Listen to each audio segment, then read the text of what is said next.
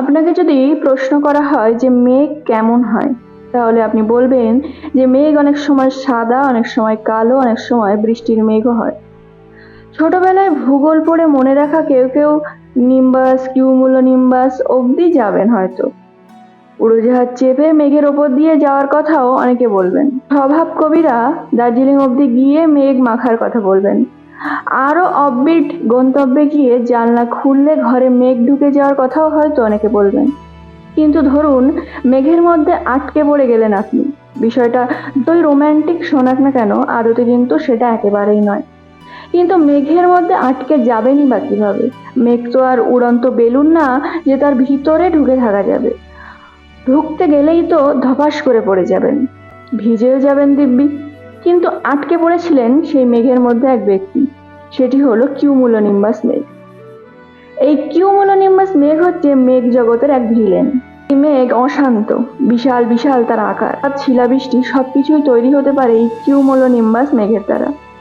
বেশিরভাগ মেঘই 2000 মিটার পর্যন্ত পৌঁছায় না, কিন্তু কিউমুলোনিম্বাস মেঘগুলি 20,000 মিটার উপর পর্যন্ত উঠে যায়।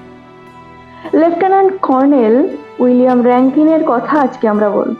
তাহলে বন্ধুরা চলুন আজকে ইতিহাস অনুসন্ধান ইউটিউব চ্যানেলের হাত ধরে আমরা জেনে নিই যে এই মেঘের মধ্যে 40 মিনিট বন্দি থাকা এই মানুষটি কে এবং 64 বছর আগে এই ঘটনা কিভাবে পুরো বিশ্বকে নাড়িয়ে দিয়েছিল।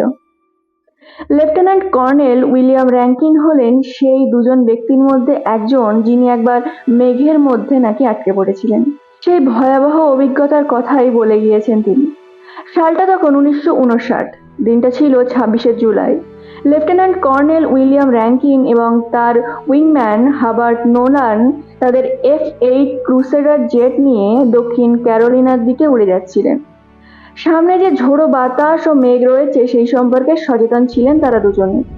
তারা প্রায় 14,300 মিটার ওপর দিয়ে উড়ে যাচ্ছিলেন মেঘেদের অনেক ওপর দিয়ে। নিচে তখন বেজায় ঝড় চলছে, ঝড়ের ওপর দিয়ে রয়েছেন দুজন। হঠাৎ র্যাঙ্কিনের ইঞ্জিনে গোলযোগ দেখা যায় এবং এটি বন্ধ হয়ে যায়। এবার উপায়, প্রেসার স্যুট তাদের সঙ্গে নেই। বাইরে তখন -50°C তাপমাত্রা। বাতাসে এত কম অক্সিজেন যে শ্বাস নিতেই পারছিলেন না র্যাঙ্কিন, কিন্তু বেরোলেই মরণ। সন্ধ্যা 6টা নাগাদ তিনি বুঝতে পারলেন না বেরোনো ছাড়া তার কাছে কোনো উপায় নেই। তিনি ইজেকশন হ্যান্ডেল টেনে 14,300 মিটার উচ্চতায় নিয়ে গেলেন। এই করতে গিয়ে হাত থেকে গ্লাভস তার খুলে গেল। অবিলম্বে তার চোখ এবং কান থেকে রক্ত পড়তে শুরু করলো। তাৎক্ষণিক ডিকম্প্রেশনের জন্য পেট ফুলতে শুরু করলো। গ্লাভস হারিয়ে ফেলায় হিমশীতল তাপমাত্রায় তার হাত জমে যায়। র্যাঙ্কিন জরুরি অক্সিজেন এবং একটি প্যারাশুট সহ একটি কিউমুলোনিম্বাস মেঘের মধ্যে ঢুকে পড়েন। ওই প্যারাশুট বজ্রবিদ্যুৎ বা ঝড়ের মাঝখানে মানুষকে বাঁচানোর মতো শক্তপোক্ত ছিল না। প্যারাশুট কর্ড তিনি টানেননি। র্যাঙ্কিংয়ের উপস্থিত বুদ্ধি বলছিল এটা টানলেই হয়তো তার মৃত্যু হতে পারে। তিনি ব্যারোমিটারটিকে কাজে লাগালেন, যা স্বয়ংক্রিয়ভাবে প্যারাশুটটিকে ছেড়ে দেবে যখন তার উচ্চতা প্রায় 3048 মিটার নেমে যাবে। তিনি আশা করেছিলেন দম বন্ধ হওয়ার আগে বা জমে যাওয়ার আগেই তিনি বজ্রপাত থেকে বেরিয়ে আসবেন। র্যাঙ্কিন মেঘের মধ্যেই থেকে গেলেন।